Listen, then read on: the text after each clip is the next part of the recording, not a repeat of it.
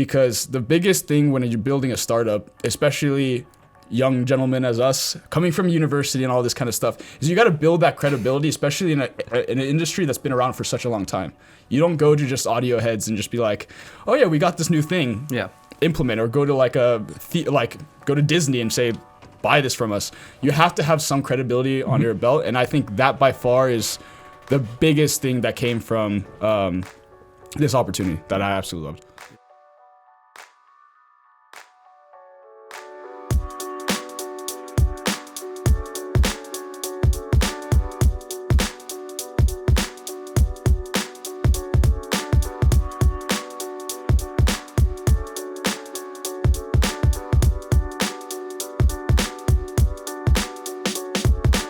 Welcome to The Brew. I'm today's host, Nikhil Mehrotra, and today I'm joined by the co-founders of Edge Sound Research, Ethan Castro, legendary music producer, and Val Salamaki, as you all know, is also the co-founder of Free Logic Media. And these guys are building a revolutionary new audio technology, one that's not only going to let you listen to high quality audio, but let you feel every single vibration throughout your entire body. And I have tested the prototype myself, and I have to say it's absolutely amazing. The fact that you can feel these vibrations in your chest with every single, it's amazing. But anyway, we'll talk more about that later. To get started, let's talk about the origins of the company. What's the story and the inspiration behind this technology? And then how did you guys get together to start building this business from scratch? Yeah, I think, Ethan, you can take it away because the origin story is definitely all yours. Yeah, cool. So I guess I can do the more unabridged version, but it's not really that much different. So I was a premature baby, and because of that I had a lot of issues, and because of that I had a lot of surgeries on my ears when I was, before I was even finished my first full term as a 1-year-old or full 9-month term baby. And that means that from a baby I had scar tissue in my ears, and it's one of them is fully all the way across, and the other one just has a couple different segments in it. And that means that for the majority of my life I didn't have a lot of hearing. And I remember growing up, I would say, I specifically told you not to something, and then my sister would just laugh at me and say, oh yeah, Pacific, you're gonna go to the Pacific Ocean? I'm like, yeah, that's what I can specifically find. I could not hear the S sound.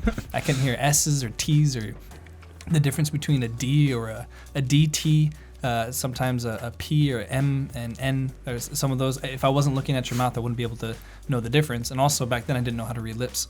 So years of speech therapy and stuff like that, I learned how to understand people, learned how to read lips, learned how to take cues from other people, and kind of mix myself back with humanity, because I didn't want to be always like the hard of hearing kid or whatever. Thankfully, didn't have to learn sign language, but because of the speech therapy and kind of focusing on training people, reading people's lips, I was able to get through a lot of school. And then I remember that in one of the checkups, the doctor said, "Hey, it looks like you're doing fine." I was like 7 or 8 years old, I think. And he said, your ears are doing great. The last tubes just fell out. You're doing fine. As long as you don't go into a career in music or audio, I think you'll be just fine." Well, that obviously didn't come true. It sure didn't. And I couldn't have gone and flown closer to it. But I think that's just the way I was probably wired. Maybe something because I couldn't hear, and I just love vibrations more because I don't know. But somehow, somewhere, maybe through my parents' love of dance music from the 80s, I guess may have been a cool thing, because dance music had a lot of bass frequencies, and my dad kind of being like a small audio aficionado, had some good sound systems, but I used to hug the subwoofer, and I used to lay on the ground and feel the sound frequencies kind of push over your body, which apparently is a common story for a lot of people that are deaf and hard of hearing. Even if they can't hear, they will lay down and try to lay next to the speaker and crank the speaker out loud, super loud, so they can feel the music and at least feel some of what's happening in there. And so I had the same kind of experience with that. And then as I moved into high school and I started performing in bands and performing in orchestras and stuff like that, obviously percussion, because I could feel and I could tune with vibrations instead of my ears. And then my sister and I started making some music, and it would always come out real shitty, and I could not for the life of me figure out why I was hearing the same thing that I thought I was hearing from like the radio and like good stuff, and then our music, and I thought it all sounded the same. And then I would go play it in like a different sound system or show it to somebody, and it just would not sound the same. And I was like, what is going on? And obviously, I know I can't hear it, but I didn't think it was that different. So I ripped off the grills of the speakers and I started feeling the cones of the speaker drivers. They weren't huge; they were like little 3-inch speaker things. And as I was touching them, I realized I'm severely missing something here, because there's like a shit ton of bass happening in this thing that's overloading the speaker. And when I play this other song, there's not. So that's when it clicked to me. There's something else I'm missing here. So I relearned. At that point, I was like 12 or 13 years old. I watched like hours of YouTube videos of people just speaking, like commencement speeches, and I was barely getting into high school. I didn't even know what commencement speech was, but I watched hours of commencement speeches, people giving award shows, music on music, and also, you know, like at the time when YouTube was just starting out, there was like the whole library of how you say every word. It was like coffee, tea, Macintosh, and so I would feel the speaker, and I'm like, oh my fucking god! And basically, I was reteaching myself how to hear, almost exclusively through the vibration with whatever little hearing I had. So I retaught myself how to hear through those hours and hours and days and weeks of just feeling the speakers. And eventually, I think at that point, that's when my music really started taking a turn and was like, oh, now it's clear, now it's intelligible, now it sounds better, now the ideas are coming across clear. And I was like, I've unlocked a hidden talent that, or what's it called, like a secret skill that came from, you know, a defection in me. So because of that, I think I've always kind of attributed sound and feeling and vibration to each other, and that ultimately led into an idea that I had when I came over here to do my doctorate at UC Riverside, which was, is there a way to use that tactility as a separate form of hearing in order to make like a mobile multi-channel thing? But we had this idea that you could have headphones and then also have bone conduction headphones, and they would transmit 2 different sources of sound, so you can have like the front and then back, right? And it would be able to, you know, do 4 different sources. It was cool. Yeah. I made a track. I remixed the track "New Order Perfect Kiss," which has like it was in the 80s when like stereo was like, holy shit, there's stereo, and like there's 2 things that goes ba ba ba ba on both sides. Yeah. And so what I did is I just remixed it, so it went like 1 2 3 4 1 2 3 4. Wow. And I was like, there should be nothing more obvious than this to be able to demonstrate that, and it worked for a little bit, but it wasn't like super compelling, but it worked. And so I sent it off to, I think, a small talk a long time ago in 2017, but didn't go anywhere because I had no idea what I was doing. But that is what launched this whole idea that, hey, you can transmit communication. It was the first time in academia that we said we can transmit communication through vibration. And so my professor, Dr. Chagas, my advisor, said, hey, what else can you do with this stuff? And I was like, let me tell you. If only I had these materials, I can really demonstrate and show you. And then he said, okay, fine. So here he gave me, they gave me some money to get some materials. We got a sub pack. We got these little exciting, pieces of the technology that we'll go into later. And what's the sub pack before you? The sub pack is a backpack. It's like a wearable subwoofer. So you can, you wear it, and then it provides all the low frequency information through vibrations in your body, and then you have to plug in headphones to get the rest of the information. Nice. And then there's these little things, speaker driver components called exciters, which is basically like a speaker driver, but you rip out the cone, and then instead of attaching it to anything else to move air, you attach it directly to a surface, and then it moves as a surface just a little bit. Less than millimeters thick, it moves. And so between all of that stuff, I started experimenting, and I started really coming up with a lot of stuff. And eventually that made its way to what we have today, which is the prototype of our Thingamajiggy over yonder that is not in frame. It will be in frame a little bit later. Yeah. So that's the unabridged version. Well, first of all, that's like super inspiring to be able to hear something like that you're like taking something that set you back a little bit, but you made the most of it, and now it is like a huge part of your life, and it's continuing to grow even more. So you came to UCR, started doing some research, started making things. Yeah. But how did you and Val meet, and what came of that relationship? Yeah. I guess I can kind of tie into that one. Yeah, that's good. But I talked enough. I'm good. no, you got a lot more talking to do, man. No, but the kind of the way that me and Ethan met was, obviously it all started with Free Logic Media, what we were doing. But while we were working with artists, obviously Ethan was producing music for artists, we were doing the marketing for artists, and then I actually came to EARS, which is on campus, the UCR facility. The Experimental Acoustic Research Studio. Nice little plug. I like it.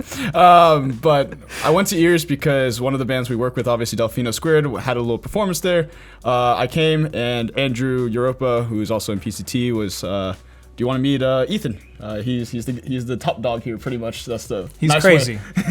And Nice PCT way. is Phi Chi Theta, by the way. Just Another nice plug. Another nice plug. Andrew Europa is also the current president of the EARS student group. Okay, there's enough plugs another- there. But what ended up happening was me and Ethan started talking, and obviously Free Logic Media kind of fit the one part that Ethan wasn't doing, and then Ethan fit the one part that Free Logic Media wasn't doing. So it kind of perfectly worked. We had literally the first conversation we had like a nice 2-hour kind of like heart-to-heart conversation, to be honest. Yeah. Like the first conversation we had was we talked about people we've gone to business with, what kind of people we want to go to business with, and what do we expect to have a relationship of people we go to business with. Yeah. And because of that conversation, both of us were really realistic about, like, we don't care necessarily if you have the best talents in whatever space you do, but you have to have a good heart. So that was the main conversation we had.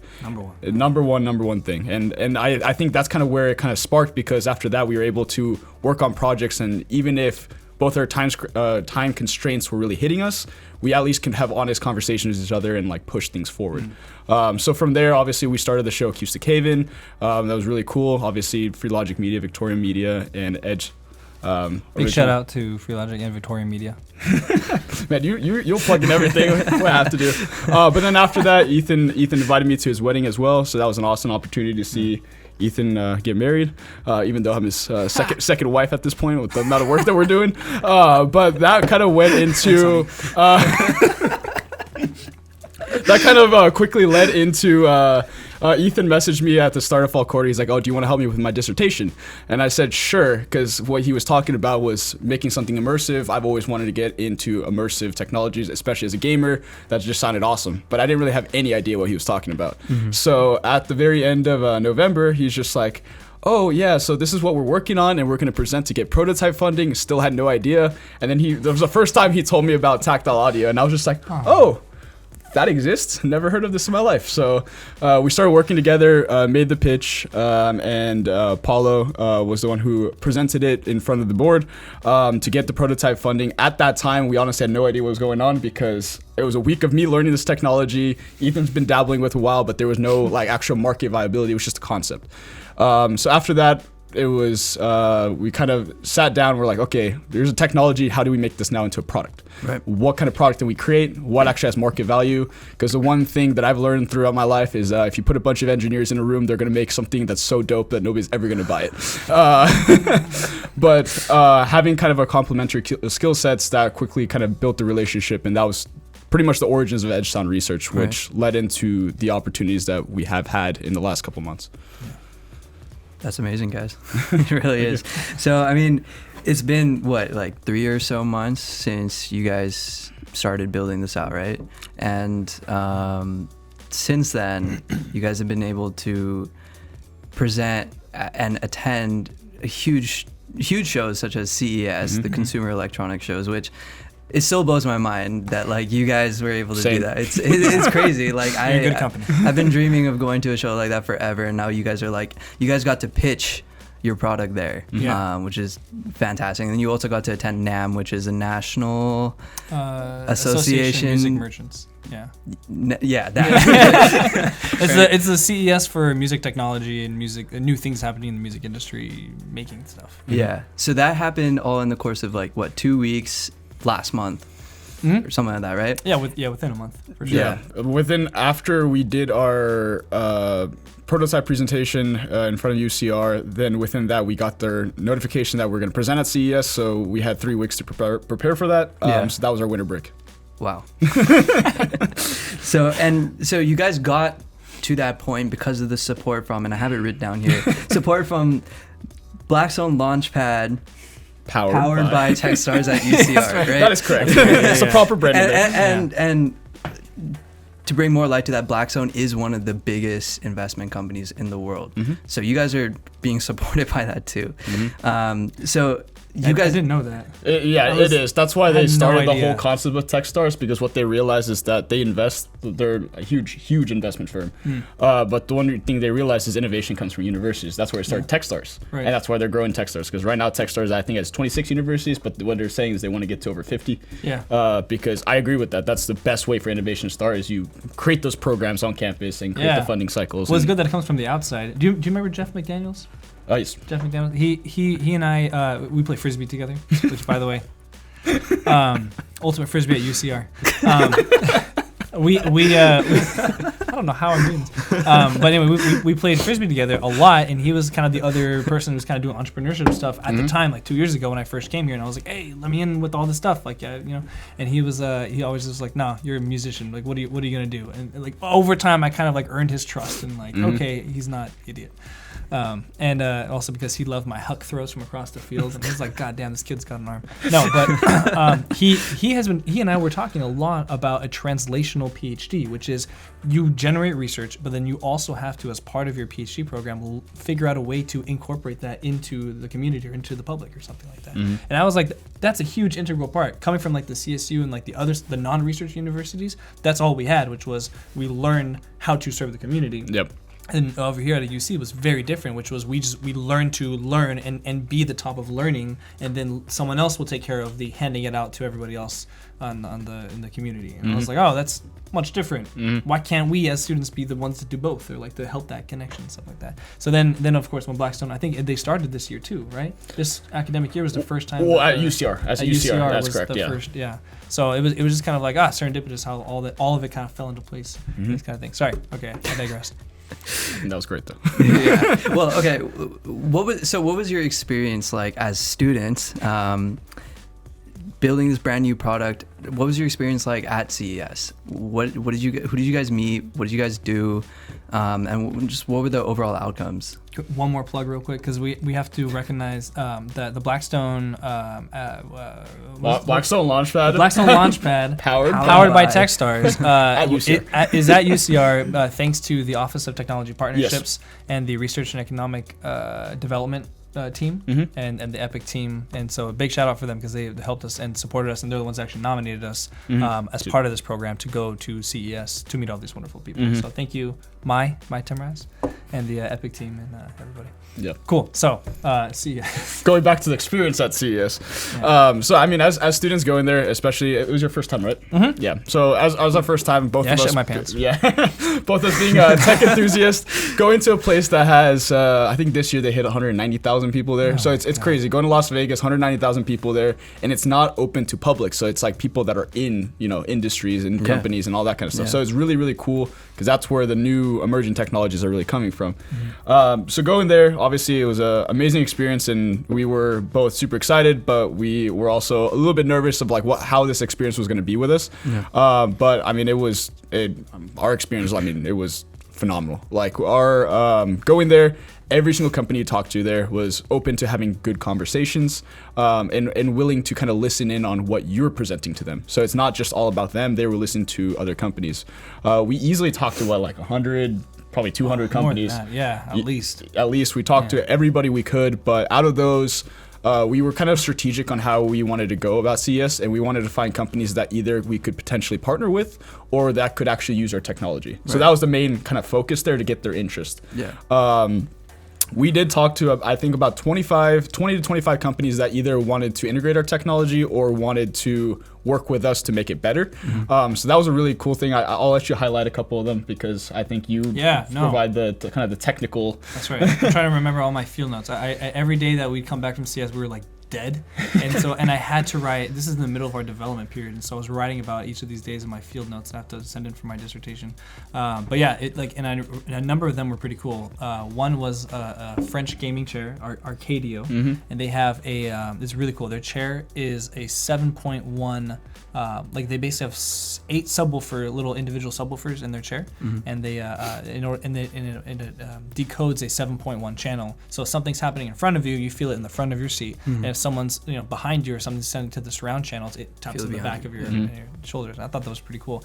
And that we had a good conversation with them about how to come at it from like a entertainment perspective instead of just the engineering perspective. Right. They seem on the right track, and I think we have a good collaboration with them if that ever goes through. If that goes through. Yeah. Then another cool one was the Subveau has a special bend sensor, which is like the super nerdiest thing that I could think of. It's like, wow, a sensor. Oh my God, a sensor. And I'm like freaking my brains out over here. I'm like, guys, your sensor's so dope. Do you understand what like, chill, man. It's just like a thing you stick on the diaphragm of the I don't know what you're getting all so uppity about. Like, they exist otherwise. I'm like, yeah, but you don't understand. Like, it goes directly into a DSP. And like, oh my God. Because, of course, that's like a huge kind of part of our... Sorry. It goes straight into the digital signal processing chip. So it's like the little computer that's telling the speaker driver how to respond and how to react and how to tune itself or fix itself. And so I'm tripping acid and balls out over this thing. And they're just like, all right, cool, chill, man. And then that was cool. And then I stood to the side while he was doing all of this. So I was just like, you do your thing. Yeah. And then there was another company like right across from them, which is really awkward because I would like trip over balls over there, and then I'd turn around and be like, oh, your guys' thing is cool too. And they had a cardboard learning system that was basically like an Ableton push kind of thing, but like in physical buttons. So like actual arcade buttons that you could push in a 4x4 grid. And knobs and potentiometers and stuff like that. But then they had speakers like on the back of the thing. And I was like, well, this is awesome if you're like pointed at somebody and like shooting bass to their face. But how are you supposed to hear? Or like how is everybody else supposed to hear? And they're like, yeah, well, that's the problem. We only have speakers. Speakers only go a direction. We can't put them anywhere else. And I was like, we got a solution for that. Do we have something for you? And so then, we came back the later day. It may have happened that his name was also Ethan, that I thought that he was very compelling. But we said, hey, we could integrate our solution. They're making it out of cardboard, and cardboard is one of the best materials to use for tactile audio or excitation. And so I was like, yo, we can help you build this thing, flatten it down, and it'd be 5 times as loud with a much wider range in a response. So that's gonna be a real cool one, I think, to collaborate with. And then what else did we meet? There was a 3D ambisonic thing. Oh, so cool. It's a speaker bar that has facial tracking, kind of like how the PS Xbox the Kinect, right? Yeah, it's almost like a little Xbox Kinect right on top of it, and it tracks your head. So it basically will, if you turn your head, it will adjust it, so not physically move it, but it'll process the sound so that way this is a little more delayed, so that way if you turn your head, it still arrives at the same amount of time. So if you turn your head the other way, it'll delay it on this side, so it'll hit you with the front and then also the surround signals separately. I don't think...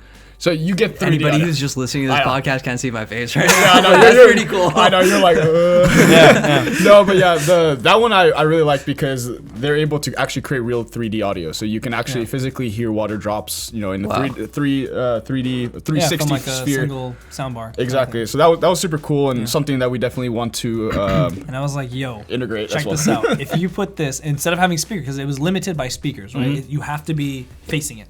And that's kind of the problem, though. But if you take the camera out, kind of make the separate thing, and instead of speakers, because essentially speakers are just where you put the sound to, and you can do so much shit. If we kind of delineated the idea of speakers having to be these things that push air, your world opens up, because now the different form factors and whatever can implement it. So I was like, yo, put this in a room and basically have a bunch of these exciter things like following the room, and your algorithm can then track somebody moving around the whole room, and then you can follow them and then be able to have 360 degree with unlimited accuracy of pinpointing where the sound can come from at any one moment. That's so dope. Yeah, I was like, this is cool. That's another collaboration that will hopefully, as like a demonstration of the nth degree of the technology, I think could be really cool. Yeah. So you guys definitely took a great approach for CES for sure. Like you got like some potential partnerships in the pipeline because you guys networked really well. So that's awesome. And Val, you were the one who did the actual pitching at the Techstars competition at CES. So, and I know you've done like multiple speaking engagements in the past, especially throughout campus and have pitched other companies as well, but this is definitely the biggest stage, right? Oh, by far. I mean, CES, like you can't really get much bigger than CES for pitching a startup. Yeah, so this is the biggest stage that you've pitched on, presented on in general, and you showed up in the media and stuff too. Like you were on Techstars Instagram story. You were too. But, thanks, Nico, for shouting us out every time we were mentioned on Techstars. We appreciate it. I got you guys. But anyway, man, like what was going through your head at the time? Were you nervous, and like what was the experience overall? Actually, Yeah, no, I mean, overall, like, usually when I do presentations or anything like that, it doesn't matter what public speaking kind of environment I am. I usually get nervous before I say the first word. And then after I say the first word, then I feel super calm because I kind of just get tunnel vision. I block everything else out except for what I'm trying to do. Right. The only reason why this one was a little bit more interesting because it was an open floor. I'm so used to talking engagements in a closed like forum system or whatever. Right. Since this was an open floor, anybody was able to come in and listen. And the acoustics weren't the best because it was really, really loud. Everybody's still networking in the back and all that. Mm-hmm. So it was interesting. I didn't really get nervous on the extent of who I was presenting to. I didn't really see that as a problem. What the kind of nervousness for me was coming from is can they actually hear the story I'm trying to tell because of the acoustics. The pitch went pretty well. I had a one little flub up, but the only people that would know about it was actually me and Ethan because I showed it to other people. They're like, I didn't hear anything. The only reason why we knew it was because we practiced it so many times before it, and I kind of like tweaked 2 parts around, but it still worked. But the thing that was really interesting was we didn't get our patent provisions to actually like formally be able to talk about this technology until the day before a pitch at 9 p.m. 9 p.m. So to kind of put in perspective what I was thinking like going into this. And what time was the pitch at? The next morning at 10 a.m. or 11 a.m. Yeah. Wow. But we couldn't give the pitch. Yeah, if we didn't have the patent provisions, we wouldn't have been able to speak. Yeah. At all. Well, we could have, but I would have even make even more grandiose, just kind of bullcrap statements. But we couldn't answer any questions about it. And, exactly, it would have been kind of pointless. I mean, the main point what I was trying to get across with the pitch, it's kind of hard because this technology is so different. Feeling sound, it's like how do you really explain that to somebody unless they've actually experienced it before. Exactly. So what we did during the pitch is I tried to turn it into a experience that most people have had tried, especially kind of more at the target audience, because the target audience wasn't necessarily really, really young folks. If it was young individuals, I would not have talked about the original T-Rex in Jurassic Park, because a lot of younger people haven't seen the original Jurassic Park. They're used to Jurassic World and all the new stuff. Oh man. Which is sad, but the most iconic scene, what I was trying to really represent there, is that when the T-Rex is approaching the car and you actually see the water vibrating, that's a good way to kind of put it together what this technology does. That water vibration is what you feel through your body, so you'll feel the T-Rex coming towards you in the car. So that's the way I was trying to do the pitch. It gets some excitement out of it. It was a great experience overall. I mean, it was super cool. It was quick. I mean, it was only a 2-minute pitch, and then after that they asked 3 questions. It was really, really quick. You had a really good response to one of the questions, which was, is there any kind of health repercussions from this technology? And he's just like, well, there's a lot tell you about the health benefits. Exactly. So he was able to turn it around real quick. I think overall it went really, really well. The person that won the pitch competition, by far, she should have won it. She created a way to clean out plastics from the ocean, which was just through a turtle thing. So a turtle thing that biodegradable. Yeah, it's like a turtle. A biodegradable turtle you put in the water and it like eats the microplastics. And it's like shits out clean water. It's not a real turtle. Yeah. Okay. So it looks like a turtle, so that it fits in like. So you can just put it into the space. But I mean, I was just you're cleaning the ecosystem. Like, well, I was like, you win that.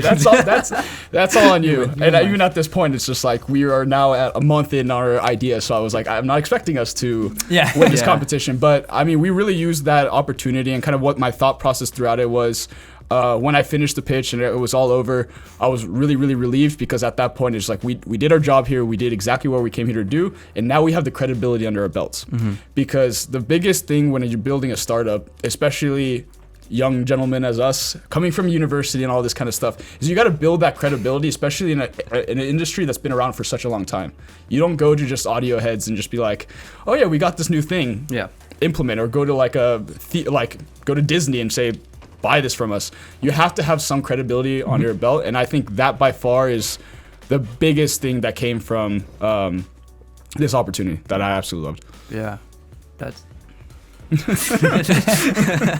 that's really awesome. So you got CES under your belt definitely makes people want to listen a little more than just dismissing off the bat. Exactly. And this is again, 2 months in. Yep. 2 months after. Oh, that was building one month in. That was 1 month. Oh, in. that was At 1 month in? At that point in time, it was 1 month in. in. So that was in what? That was it, because it was January the 8th, beginning of and we January. started December, so it was a month Yeah. and a week in Yeah. of this idea. Wow. But anyway, moving on. So you guys didn't quite have a prototype while you were at CES or at NAMM. Yeah. Oh man. Yeah. Okay. Yes and no. So we had before we left for break, in order to have Val understand what it was, like right before we left, we had an alpha prototype where I just took the rest of the remaining things that the professor took, or the professor got me for my early stages of prototyping for the other thing that I was doing. I was like, cool, let me just take all these things and, oh no, you had basically asked like, can you just do it right now? Mm-hmm. Yeah. I was like, well, theoretically, we could do this, and if we crank up enough amperage to shove these things through your body, you should be able to feel the high frequencies. And he was like, well, show me. Can you do it right now? And I thought about it, and I was like, I think we have enough material. So I grabbed all the little amplifiers and the other things that we had left available. We shoved them on the bottom of a chair, hooked it all up together, and then sure enough, it was like, hey, a very micro proof of concept. Mm-hmm. So that's the only thing we had until we realized, okay, we really need to hardcore this thing. Mm-hmm. Yeah. And then right before CES, I think I ordered some of the components to my parents' house over Christmas break, and literally on, was it the January 3rd or 2nd, after everyone was like still hungover from like the January 1st parties that happened after New Year's. It's a weird family thing. But I'm literally, it's 4 a.m. It's like we leave the next day to come back home so we can get ready to go to CES on like the 4th, right? And so it's 5 a.m. and I text him. I say, oh my God, it works. I've tuned leather. And he's like, what the fuck? and I send him like this barrage of texts because I ripped apart my parents. They had like this leather couch that they didn't use anymore. So I ripped open the bottom. I shoved stuff in there just to see if it would work, and then it worked. And I was like, great. So then we got this other thing. Then we got this gaming chair that was going to be like the testing ground for the beta prototype. Yep. And I was like, sweet. And so I started ripping that apart, and I tried finding other things. I ripped apart my parents' house to try to find pieces of wood, and like I went to their like little workshop place, and I think they're working on a project. And I just like ripped off a piece of wood so I could mount the back of this this big shaker on the back of You it. did not tell me any of this. Oh, it's probably Now the world knows. Mom and Dad, I love you so much. Thank you. Do they know? I mean, they found out when they woke up. I was like, look what I did. And like, isn't that from? Don't worry about it. And yeah, so I ripped apart the back of their shit. And then it was like all these wires and stuff hanging out of it. And then and they come downstairs. Well, first of all, they sent me a text at 3 a.m. saying, shut up. Because I'm playing music and testing it and tuning it and like being loud and it's echoing through the whole house and stuff like that. Because surprisingly, the vibrations, when the whole thing vibrates, it can get pretty loud. And I'm over here I've already been testing it, so I can't hear the difference anymore. And I keep trying to increase the immersion, so I'm screaming it as loud as possible to determine that even if it's as loud as possible, it's not gonna like break down anywhere throughout the chain. So as loud as possible, cranking it, tuning it. It's 4 a.m. My wife's asleep in the upstairs right there next to the thing, and my parents are asleep down the hall. And all three of them ended up texting me at different points of the night, telling me to shut up. And then by 5 o'clock, I was like, it's okay, I'm done, I did it. I texted Val. He's like, I'm super stoked about this, and he's like, well, I can't wait to try it. But what the fuck were you doing up at 5 a.m.? And I was like, I just needed to do it before we left, because if we didn't leave, I wouldn't know. I wouldn't be able to tell them like we have it. I wouldn't be able to know exactly if the idea would work or not. So I just needed to do it. Right. And so I'm glad I did, because then we were able to come back out to the CES, and then we were able to talk to my parents. My mom's a special education specialist, and so just grabbing some ideas from her after she experienced it, because you just need to experience it to know. And so having to be able to have that conversation kind of helped us be able to prepare for the CES and future conversations. So Yeah. Nice. So the gaming chair you're talking about, is it that one right there, or was it another one? no, it's that one right there. Is that one right there? So Okay. it used to have a pleather back on it, and now it doesn't. No, it doesn't. Because funny story, we tried to put a different type of back on there. Shout out to Eddie Alvarado from Alvarado Custom Woodworking. He really worked with us to try to make a custom back for this thing, but it ended up not. The day before we were showing it to the investors at the Epic in UC Riverside, and it just vibrated too much. There's so much more that we have to learn about this stuff and about how to secure the foundations of vibrations, but it's a lot of power in this thing for sure. So just got to be careful. So now that you guys have been through all of that, like building out the prototype, and you have the prototype, I know throughout like the last couple of weeks, you guys have been showing it around campus, UC Riverside campus, and other locations with a lot of foot traffic. So what have people been saying? I mean, I already said in the beginning of this that like I loved it. I thought it was absolutely amazing. But what is everyone else saying? Yeah. So I mean, I can talk to kind of what happened yesterday when I was showcasing it at a JBS barbershop. So the nice thing about being a TA for a class that or a lecture hall that has over 300 students is you can do a nice little plug at the end of class and say, come try out the prototype.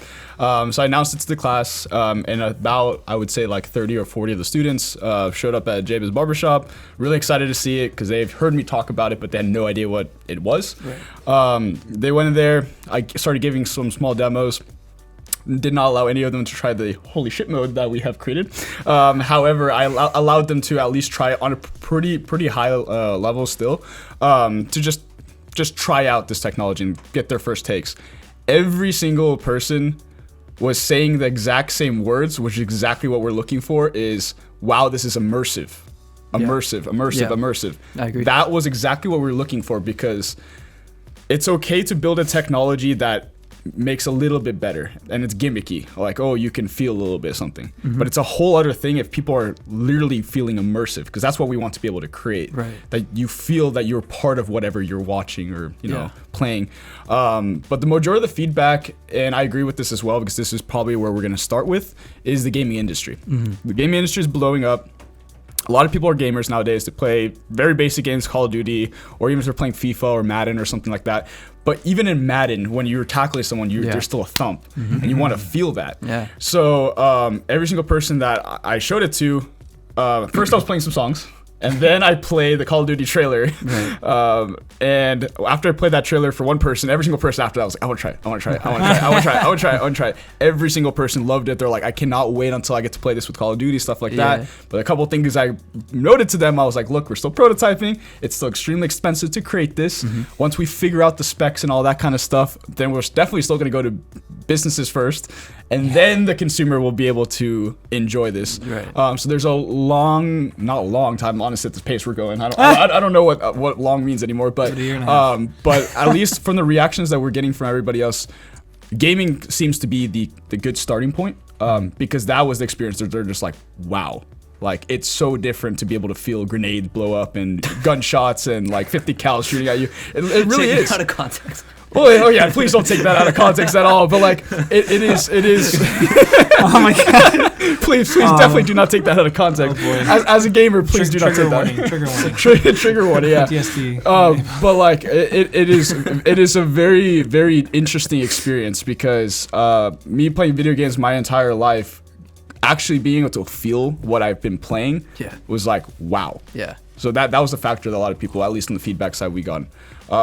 Do you have any feedback on like music producers? Yeah, I was gonna say on the flip side of it, I mean, I kind of the intention for me to create this technology was for me to hear better and for my peers to hear better in their mixes too. I mean, the majority of studios and producers and people working in music aren't the people that are in that top, tier of music producers that have these, they're not from the Disney, the Warner Brothers, the Sony, the Universal Music, which, they have, a certain amount of very high-end studios that exist in the world. And of all the people that are in this business, only a few amount of them get to go into these finely tuned rooms that have been designed to have the ultimate listening experience for speakers. Just because of the nature of sound reverberates, sound emanates, it hits walls and stuff, like there's standing waves. There's so many things that happen with music, and the idea is like, hey, how can we? There's got to be a better way for us to get what's happening information. There's got to be a better way to have information communicated to our brain instead of relying on ears or the room, because even people standing in a perfectly tuned room will mess up the sound. So that was kind of the original intention, was, hey, maybe I can make this like little panel or something that you can just kind of like sit and listen and feel, and then get the information kind of directly into your body that way instead of by doing that. And so I think that was a cool original kind of concept for it. Now that we have the chair, I don't let a song come out of my studio unless I check it on there or into one of the other prototypes that we've had up until this point. I have to hear it on there. because it tells me stuff that my like $4,000 speaker setup misses because my room's not set up correctly, Right. or it sounded good in the room because they're tuned speakers to make it sound real good. Even though they're not supposed to, but every speaker system nothing can be perfect just because of the way it is. But if it moves, movement is more or less absolute. So I know if someone has done a shitty mix. I know if someone messed up on something. I know when your vocals aren't done right because I can feel it. Yeah. And so I have a friend of mine, Seven Bailey, from the MIA program that I did my master's at in CSUN, the Masters of Music Industry Administration. We're gonna, as soon as it's kind of ready, the music test is gonna be the hardest test, and that's what I'm always aiming for. Entertainment is cool, as long as you get the feeling, it's awesome. It's something that's completely new and different. But I'm aiming for the music. Like, this should replace the most ultimate speaker setup you've ever had, you could ever have. And if it passes that test, the rest of it will be in the cake. But so that's what I'm striving for. And I think in about 2 years, after we have enough prototyping and funds and we've refined this technology to the nth degree, I think it'll be ready to go to the most scrutinizing of ears, or at that point, body, skins. I don't know how you're gonna to say you got the golden ear anymore. But yeah. No, but I think the important thing to take note of what Ethan just brought up is our team, the competencies of our team are so diverse, and that's why we're able to kind of get into the right spaces. Yeah. Ethan, coming from a audio engineering background and being a producer and being in this music industry for a long time, and that's where it originated, is a very interesting concept because he understands the kind of the scrutiny behind these kinds of things. And then we have a super, super smart engineering team of complementary skill sets that allow Ethan to say what he wants and then actually being created. And then my job here is to make sure that it actually creates money. Because if it doesn't make money, we're just that group of engineers that make something really cool that nobody buys. Yeah, but the reason why I bring that up, why it's so important, is because a lot of times when people are getting into new technologies, it comes all pure engineering background. And if you come from a pure engineering background, the experience, they're ignoring what he's talking about right there, which is how perfect it needs to be for that specific industry and how much scrutiny is going to come. Because if an engineer creates it and hasn't been in that industry, they wouldn't understand those really, really specific concepts. Minutiae and stuff. Exactly. So that's why I believe that, at least for our team, we have a very well-balanced team that actually can execute what we're talking about. And how big is your team right now? 5? 5, One, and then you got 3 of them, and then support from Paulo as then well. so like 5 core. active core, and then the support around it is a huge, pretty hefty group of So the professor, we got financial backgrounds, a lot of entrepreneurship backgrounds, of course, legal background. There's everything that we possibly could need. I think we have somebody we can always go to who is more or less invested into us as entrepreneurs. That's great, guys. Yeah. So what's been your approach to get to this point so quickly, and where do you guys see yourself in the next few months? How did we get here so quickly? I think that's a mixture of two things. One, it's our personalities, because if you throw anything at either of us, we will get it done as fast as possible. And the second thing is we actually, goes kind of back to our personalities, but we kind of got challenged to, for example, everything that we've done so far, it's been a lot of the entrepreneurs in residence at UCR, as well as Scott, who's in charge of Epic, kind of giving us challenges, being, okay, you guys want to make this and you're serious about this. Show me that you're serious about this, put money, build your prototype, and do it by the end of January. So, of course, Ethan being Ethan, he did in the first 2 weeks. So he knocked that out. So the pace that we're going at is because we're getting challenged and getting pushback, and we want to prove to everybody else that we are 100% serious about this. And this is not something we just want to make a gimmick or make a licensed product or anything like that. We want to make a business, and we're serious about it. So that's definitely where the speed's coming from. And our team is all dedicated for it. So I think that's the other thing that it really kind of makes it come together.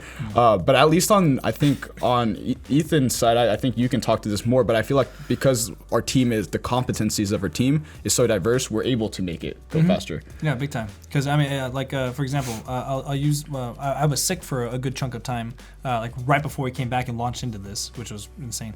But right before that, I was stuck in kind of at home and I was bored. So naturally, I ordered some speaker components to my house, so that way I could figure out electrical engineering, the stuff needed in order to make at that point what I thought was just my dissertation project. And it took me forever. It took me 2 months to figure out how to make little canned speakers. Speakers out of a used food can, Right. Which ended up being pretty dope. But it just took me so long to kind of come up with some basic stuff. And then once we started launching into the stuff and into Edge Sound Research, and we started reaching out to these engineers, I could explain to them kind of what I've learned over this 3-month period. And they're like, oh yeah, we know how to do that. Oh yeah, I took a class in that. Oh yeah, I already did the thing. I'm like, oh my god. Where were you 2 months ago? I was trying to figure out how to do some basic shit over here, and yeah. So they enabled me. They enabled the knowledge that is required for it. The fact that I've been studying this for like 3 years enabled the wisdom that I needed to do this. Also, the people that I've met along the way who have kind of unlocked years and years of wisdom. Who said, hey, here's the research that I've done. Continue. That's unlocked a lot of wisdom. Yep. I'm thankful for my family to unlock at least some of the financial needs that we needed. Because I said, hey, this is a thing. Can I do this? I'm like, yeah, sure. Put it on this. I'm like, okay, great. And they unlocked our resources to be able to do that. Yep. And then now it's going to be now it's kind of leading up to Val to help unlock some more of those resources and connections and bridging the gaps and oiling everything to make sure that any snag that was going to be in the road is no longer in the road. But yeah, definitely a team-based thing. Definitely just everything kind of fell in the right place at the right time. And to answer your second question, which was like, where do we see us? Kind of what is our next steps? Where do we see ourselves in the next couple of years? Our biggest goals right now is to really formally finalize a solid prototype that we can have an MVP and get our first kind of pilot test customer to really prove the concept and getting some traction into the market, to start building cash flows, because in order to consistently prototype, we need obviously money for that. The other thing we want to really be able to do is get into an accelerator program. So we're currently looking at Lift from Techstars for this summer to be able to get in that program. So we get a little bit of funding. It's not it's a solid amount because it's non-dilution, so they don't even take any equity. I believe it's $10,000. Yeah, enough for 5 prototypes. Exactly. And then based off of that, they'll start really pushing us forward. We're also we got the notice that we're also going to be presenting in New York in Times Square. We don't know exactly what the date is. I think she said it was like October, November-ish. Something like that. Oh, really? Yeah, that's what it was last year, but that's cool. Oh, we're doing it? Yeah, we're doing that. She said we're guaranteed to do it. It's just the question becomes is which is the final team to present. But if we get into Lift, we're also going to be the presenters there. From Lift, and not just from the... It's through UCR. It's through UCR. Oh, cool. Yeah, so they already nominated us. It's just a question of are we presenting there or not. Cool. So that's another cool opportunity. So yeah, our main focus right now is we want to finalize the prototype. We want to get into our first pilot test and prove it that it really works, get some excitement there. But then it's a lot of speaking engagements and making sure that our business model works. So as of right now, the next 2 weeks, all I'm going to do is lock myself in a room and type out a business plan for us. That is going to be like a solid 30 to 40 page business plan that's going to outline absolutely everything we want to do.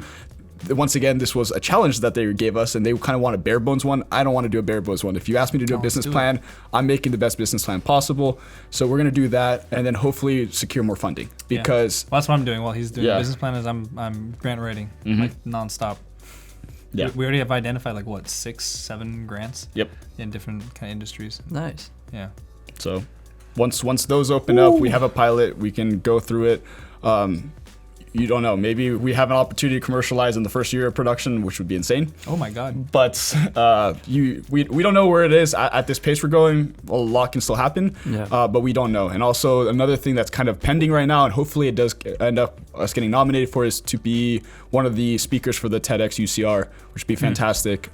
Giving a speaking engagement talking about how audio technology has changed, because this is something that needs to be educated. Like, people need to be educated in this space. It's not something that you can just make a product, commercialize it, and then go to B2C, because a consumer, once again, if you've never tried it before, you're not going to buy it. Exactly. I mean, how would they know? I mean, for the last century, speakers have been the same. There's been no real improvements into the design of how you acquire audio. That's kind of what I was saying before, is how do you get more directly to the signal? Obviously, the best signal transference is like source directly to your brain. That sounds very unhealthy. Until the Neuralink gets there, which I believe actually might be the ticket to how to get like direct transference, because you can go directly to the immersive cortexes of your brain and like stimulate those specifically, and you kind of get the feeling without actually having to acquire the feeling from outside. That's an idea. Sounds kind of creepy. Honestly, you don't know where edge sound research is going to go. This might become something that happens in 10 years from now, or 5 years, or whenever Neuralink is ready. But I would say the good news is, even if we don't get the speaking engagement, TEDxUCR is working with the EARS facility, which we're also kind of more or less prototyping and based out of for the development of the product. We're presenting the technology in a sculptural and artistic way. And so calling all sculpture artists, we're looking for sculpture artists to make basically either artistic versions of guitars or hollow-bodied instruments that are made out of a wood of some sort, so we can integrate that with our technology, so we can have some beautiful high-definition sound sculptures. Yep. So... a lot of stuff. Very cool, guys. Yeah. Seriously, thank you all for sharing your story. Honestly, really inspiring. I'm sure anybody listening is definitely going to be more motivated listening to this, just how much you guys have been able to accomplish in such a short amount of time. And I really wish you guys the most luck ever. Like, this is going to be big, for sure. But to close out this episode, do you guys have any piece of advice for other startups who may be in the same stage as you, other up-and-coming startups that want to make it big? You want to start? Just do it!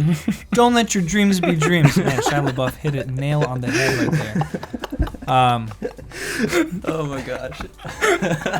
Oh, that was fantastic. No, legit though. No, it is. That definitely is. Yeah, Shia. My man right there. Man, I watched Even Stevens growing up, and we had the same hair, so I felt a real connection to my brother over there. Literally, when I sometimes watch this video to pump me up sometimes, and then I realize, that's right, it's get out of bed, jump on Amazon, go in a little bit of credit card debt, and just do it. Just do it and make it, you know? It's interesting what we can do with just a couple hours of the day, and the amount of problem solving our brains can do. So just do it. Whatever it is, whatever the idea is. You know, if you're not going to do it, either someone else is, but also don't feel like you can't do it. You can do something that resembles it and then get better at it, and you will eventually accomplish it and do it, and then bring other people on board on it who can help you with your idea, but you have to be the person to start it. Yeah, totally. You know, I know we know several very capable young students who, you know, in being in the pressure of academia, may not want to try something like that, but if they just try and they just go for it, they will be successful. Yep. Guaranteed. Even if they don't succeed the first time, they will be successful. Yeah. Yeah. And don't be afraid of failure, because, boy, this is my fifth time trying to do something in this realm. I mean, yeah, and I've made 4 or 5 companies that I kind of just like left aside and they failed anyway. So you got to just keep doing stuff. But yeah, I definitely agree with that. And to add on to that, my 2 pieces of advice is, 1, you got to build a team that has the competencies to whatever your idea is. You got to build a team that is not the same skill sets as you, but different skill sets, so you can actually make whatever you believe and vision actually happen. So that's That's part 1. Part 2 is, if you decide to go in with a startup, that's your baby. That you got to go all in. It's not like you can kind of, I'm going to work on it whenever I get a little bit of time here and there. That's a hobby. If you want to build a business, you got to do everything you can to build that business, and that requires a couple things. 1, you got to put a little bit of money into it, because if you don't have capital tied into your business idea, most likely you're not going to be so serious about it. You're starving it exactly before it even gets a chance. Exactly. So that's number 1. And then number 2, you got to be, if it's your idea, you got to be able to tell it to the world. You have to be comfortable and believe in your idea so much that anybody you come up to, it could be a janitor, it could be someone random in like an elevator, whatever it is, but you got to be able to tell them, look, this is my idea, this is what I'm trying to do, and get feedback from them. You got to share your idea to the world. If you don't share your idea to the world, who's going to actually, end up learning about it or actually end up buying from you? So those are my 2 pieces of advice, and if an entrepreneur follows those 2 at least, you'll get somewhere. Or find someone who's gonna, be honest with you about what it is, so that they can help you reshape your ideas into legible things that people will understand. Exactly. Thank you, Val. You're welcome. Awesome. Well, guys, thanks again. Great pieces of advice, great story, and thank you for tuning into The Brew. We'll catch you next time.